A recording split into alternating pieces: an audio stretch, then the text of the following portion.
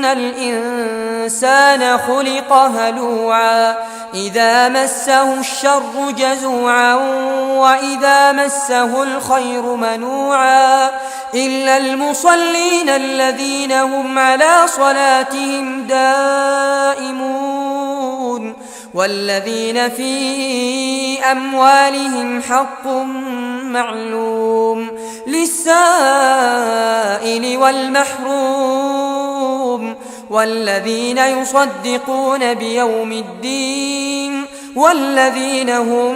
من عذاب ربهم مشفقون إن عذاب ربهم غير مأمون والذين هم لفروجهم حافظون إلا على أزواجهم أو ما ملكت أيمانهم فإنهم غير ملومين